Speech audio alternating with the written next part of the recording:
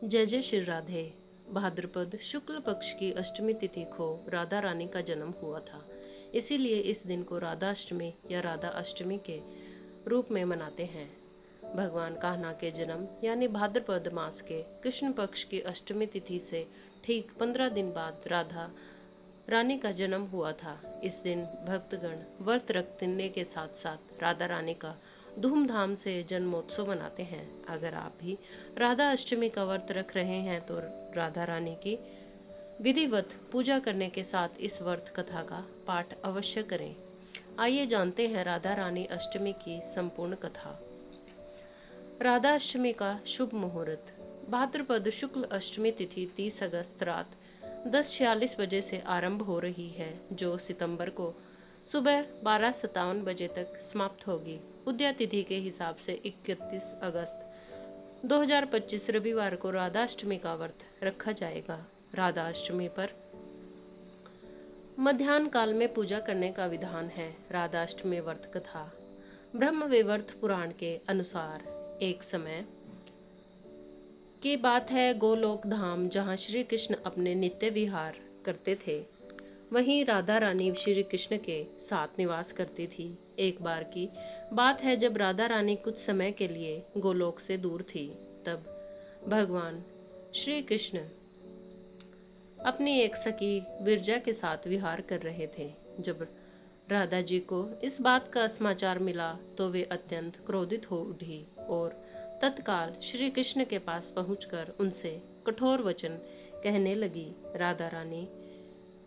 राधा रानी का यह रूप देखकर श्री कृष्ण के परम मित्र श्री दामा को बहुत दुख हुआ।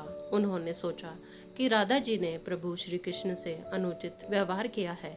इसी कारण क्रोधवश श्री दामा ने राधा जी को शाप दे दिया कि हे देवी, आपको अपने दिव्य धाम गोलोक को छोड़कर पृथ्वीलोक पर जन्म लेना पड़ेगा। यह शाप सुनकर राधा रानी और श्री भी क्रोधित हुई और उन्होंने प्रतिशोध में श्री दामा को भी श्राप दे दिया।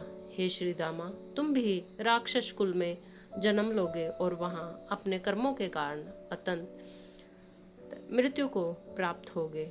राधा जी के शाप के फलस्वरूप श्री दामा का जन्म शंखचूड़ राक्षस के रूप में हुआ। यही शंखचूड़ भगवान विष्णु का अनन्य भक्त था, जिसे बाद में भगवान शिव ने युद्ध में पराजित किया। उधर जब राधा जी क्रोधावस्था में पहुंची, तब उनकी सखी विरजा यह दृश्य देखकर अत्यंत व्यथित हुई और वहां से चली गई। वे जाकर नदी स्वरूप में परिवर्तित हो गई। श्री दामा और राधा जी के बीच शापी की इस लीला के बाद भगवान श्री कृष्ण ने राधा जी को समझाते हुए कहा कि प्रिय, अब आपको पृथ्वीलोक पर जन्म लेना होगा।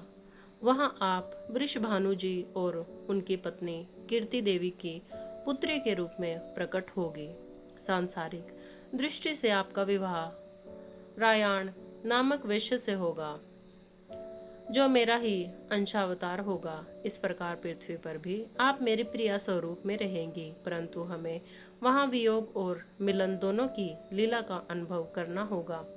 भगवान श्री कृष्ण के वचनों के पश्चात योग माया ने कीर्ति देवी के गर्भ में प्रवेश किया। जब कीर्ति देवी प्रसव पीड़ा से गुजर रही थी, तब योग माया ने वायु के रूप में वहां प्रवेश किया और उसी क्षण राधा रानी कन्या स्वरूप में प्रकट हो गई। इस प्रकार देवी राधा का दिव्य अवतरण पृथ्वी पर हुआ और वे वृषभानु जी की लाडली पुत्री के रूप में बरसाना धाम में पली बढ़ी।